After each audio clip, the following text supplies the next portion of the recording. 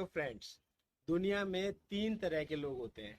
एक वो जो कभी कुछ बड़ा करने की नहीं सोचते, कभी कोई सपना नहीं देखते, ना अपने लिए, ना परिवार के लिए, ना समाज के लिए। क्यों जिए, क्यों मरे, कुछ नहीं पता होता उन्हें। पूरा जीवन डर डर के ही जीते हैं और एक दिन मर जाते हैं। वो लोग सबसे लो क्वालिटी के लोग होते हैं। दूसरे होते हैं वो लोग जो कोई सपना देखते हैं, समाज के लिए, परिवार के लिए, अपने लिए कोई बड़ा सोचते हैं, उसको करने की कोशिश भी करते हैं, एफर्ट्स डालते हैं, लेकिन जब ऑब्स्टेकल्स आते हैं, बाधाएं आती हैं, तो घबरा जाते हैं और छोड़ देते हैं। ये मीडियम क्वालिटी के लोग होते हैं। तीसरे होते हैं वो लोग जो बड़ा सपना देखते हैं, उस सपने के लिए कोशिश करते हैं, दिन रात मेहनत करते हैं, लाख बाधाएं आ जाए, पूरी दुनिया उनके अगेंस्ट हो जाए, वो कभी घबराते नहीं। उनका सपना पूरा होके ही रहता है, वो अपने सपने को पूरा करके ही दम लेते हैं। ये लोग सबसे टॉप क्वालिटी के लोग हैं। मैंने ये वीडियो इसलिए बनाया है कि हम लोग लो क्वालिटी में ना रहें, मीडियम क्वालिटी में ना रहें, हम सब टॉप क्वालिटी में रहें। कोशिश करने वाले हमेशा उन लोगों से आगे होते हैं जो कोशिश नहीं करते। Welcome to the channel Excel Camp. दोस्तों, सपने हम सबके होते हैं। जीवन में हम सब सपने देखते हैं। बहुत लोगों के सपने पूरे हो जाते हैं, काफ़ी लोग ऐसे भी हैं जिनके सपने पूरे नहीं होते। जब हमारे सपने पूरे नहीं होते तो हम क्या करते हैं? हम एक्सक्यूजेस ढूंढते हैं, हम बहाने ढूंढते हैं। और मैं आपको ये बताना चाहता हूँ कि ज़्यादातर हमारे बहाने झूठे होते हैं। आप एग्जाम्पल देखिए। सबसे पहले हम कहेंगे मेरे ऊपर परिवार की जिम्मेवारी थी, इसलिए मैं अपना सपना पूरा नहीं कर पाया। आप उदाहरण लीजिए मैरी कॉम का। मैरी कॉम एक साधारण परिवार में जन्मी लड़की, जिसकी शादीशुदा एक महिला, 3 बच्चे हैं जिसके, और वो बॉक्सिंग जैसे स्पोर्ट्स में एशिया गेम में गोल्ड मेडल, कॉमनवेल्थ में गोल्ड मेडल, ओलंपिक में मेडल। तो क्या उसके ऊपर परिवार की जिम्मेवारी नहीं थी? वो 48 किलो की उस महिला में, 5 फुट 2 इंच की उस महिला में ऐसा क्या था जो आप में नहीं है? सोचिए जरा। दूसरा, कभी हम कहेंगे कि हम अकेले हैं। ये सबसे ज्यादा बनाया जाने वाला बहाना है कि हम जीवन में अकेले हैं, हमें किसी का साथ नहीं मिला, इसलिए हम कुछ नहीं कर पाए। उदाहरण लीजिए आप दशरथ मांझी का उदाहरण। बिहार के एक मजदूर दशरथ मांझी, पहाड़ से उनकी पत्नी गिर गई, दुर्घटना हो गई। हॉस्पिटल का रास्ता बहुत लंबा था, 55 किलोमीटर का था, संकरा रास्ता था, समय से नहीं पहुंच पाई, इलाज नहीं मिल पाया समय पे, पत्नी की मृत्यु हो गई। उस व्यक्तिगत दुख से समाज की भलाई का रास्ता निकला।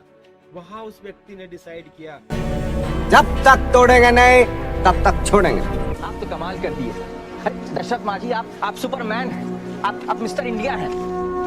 अकेले ही छेनी हथौड़ी से पूरा पहाड़ तोड़ दिए। कि अगर ये रास्ता लंबा है और इलाज समय पे नहीं मिलता तो मैं इस पहाड़ को हथौड़ी और छेने से काट के इस रास्ते को छोटा कर दूंगा।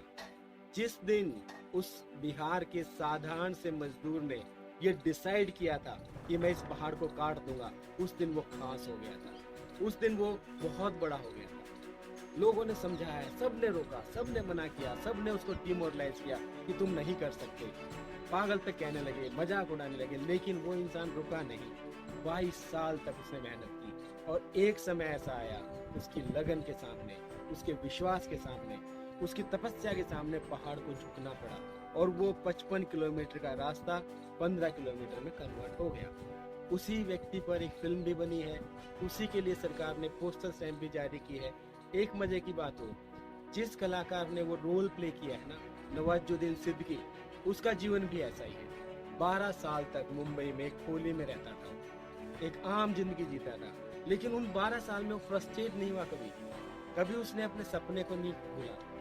ना उसकी शक्ल अच्छी है, ना उसकी पर्सनैलिटी अच्छी है, ना हाइट अच्छी है, लेकिन उसको विश्वास था अपने ऊपर, मुझे एक्टर बनना है तो बनना है। उन 12 साल में उस व्यक्ति ने समाज के अलग अलग कैरेक्टर्स को सीखा कि लोग कैसे रहते हैं। इसलिए आप उसकी कोई भी फिल्म उठा के देख लीजिए, हर रोल आपको रियलिस्टिक लगेगा। तो इसलिए ये बहाना भी बेकार है कि हम अकेले हैं इसलिए कुछ नहीं कर पा रहे। तीसरा, लोग कहते हैं अब हमारी तो उम्र हो गई, हमारी तो उम्र निकल गई, अब हम क्या करेंगे। उदाहरण देता हूँ फौजा सिंह जी का। 89 ईयर्स की एज में उन्होंने दौड़ना शुरू किया था और 2011 में वो पहले, इतिहास के पहले व्यक्ति बने थे जो 100 साल के थे और उन्होंने मैराथन कंप्लीट की थी।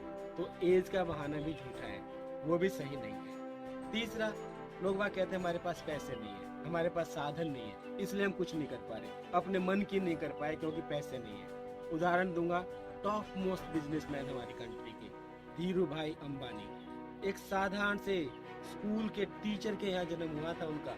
कोई संसाधन नहीं थे, कोई ज्यादा पैसा नहीं था, नॉर्मल रिसोर्सेज थे। 17 साल की उम्र में उस व्यक्ति ने क्लर्क की नौकरी ज्वाइन की थी एक कंपनी में। वहाँ उन्होंने अकाउंटिंग सीखी, वहाँ उन्होंने ट्रेडिंग सीखी, बिजनेस स्किल सीखे, अपना बिजनेस स्टार्ट किया और आज रिलायंस इंडस्ट्रीज पूरे घर में सब लोग जानते हैं, इतना बड़ा बिजनेस एम्पायर खड़ा कर दिया। ऐसा मत सोचना कि उनके जीवन में कोई बाधा नहीं आई होगी। एक समय ऐसा आया था कि नेशनलाइज बैंक्स ने उन्हें लोन देने से मना कर दिया था। घबराए नहीं वो इस चीज से, फंड्स कम थे, कोई बात नहीं। उन्होंने पब्लिक इशू निकाला, शेयर्स निकाले और शेयर से पैसे इकट्ठा किया।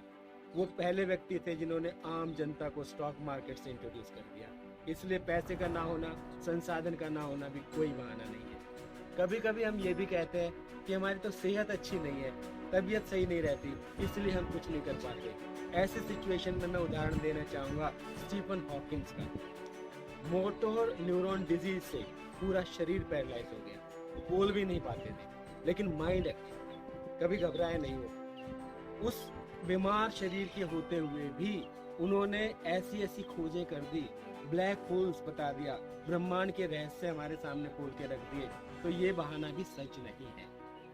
उसके बाद लास्ट में हम कहते हैं कि हम महिला हैं, ये मेल डोमिनेटेड सोसाइटी है, इसमें हम क्या कर पाएंगे, और हम हथियार डाल देते हैं। ऐसे में एग्जाम्पल मैं दूंगा किरण बेदी का। 23 साल की उम्र में IPS ऑफिसर बनी। जब लड़कियां पुलिस में जाने की सोच भी नहीं सकती थी, तब वो पुलिस में गई। 80 का बैच था, अकेली महिला ऑफिसर थी। और ये नहीं कि वो IPS ऑफिसर बनी, वहाँ कहानी खत्म हो गई। अपनी सेवा को, अपनी जॉब को बहुत ढंग से किया, प्रेसिडेंट्स तक का मेडल लिया उन्होंने। तो इसलिए ये कहना कि हम महिला हैं इसलिए नहीं कर पाएंगे, ये भी सही नहीं है। ऐसा नहीं है उनके जीवन में बाधा नहीं आई, ऐसा भी समय आया उनके व्यक्तिगत जीवन में, पर्सनल लाइफ में, कि उनकी बेटी बीमार हुई और सरकार की तरफ से छुट्टी नहीं मिल पाई, तब भी उन्होंने अपने काम को किया। तो इसलिए ये जितने हम बहाने बनाते हैं ये सही नहीं है। देखिए, सपना सब देखते हैं, कोशिश बहुत कम लोग करते हैं। जब असफल हो जाते हैं तो हम ब्लेम करने लगते हैं इन सभी चीजों पर। ये सब झूठ है। हम लोग हाइपोक्रेट्स हैं, झूठ बोलते हैं। हम सच का सामना ही नहीं करना चाहते। Never accept the truth. सच्चाई जब तक स्वीकार नहीं करोगे, तरक्की नहीं होगी, आपका भला नहीं होगा। सच ये है कि हम डरते हैं फेलियर से। हमारे को अपने ऊपर भरोसा ही नहीं होता, अपने सपने को हम जी ही नहीं सकते। हमें डर लगता है अगर फेल हो गए तो क्या होगा, समाज क्या कहेगा, हमारी बेइज्जती हो जाएगी। हमें अपने ऊपर कॉन्फिडेंस की कमी ही हमारा फेलियर का मेन रीजन है। इसलिए बहाने बनाने बंद करिए, सच्चाई का सामना कीजिए, अपने अंदर कॉन्फिडेंस जगाइए। आपके जो भी सपने हैं, छोटा बड़ा, परिवार के लिए, अपने गांव के लिए, अपने देश के लिए, जो आप बनना चाहते हैं, उस सपने के लिए पूरे जुझारू तरीके से मेहनत करिए।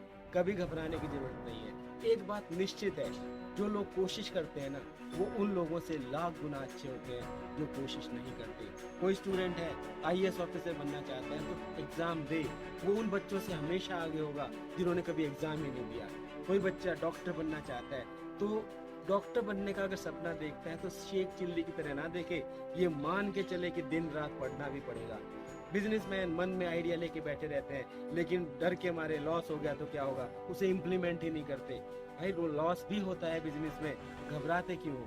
लेकिन आप जब कुछ चीज लगन से करोगे तो आपका कभी नुकसान नहीं होगा। एक चींटी होती है ना, चींटी अपने से 20 गुना ज्यादा भार उठा लेती है। तो क्या हम लोग इतने गए गुजरे हैं, चींटी से भी गए गुजरे हैं, कि हम अपने सपने का भार नहीं उठा सकते? जरा सोचो तो सही।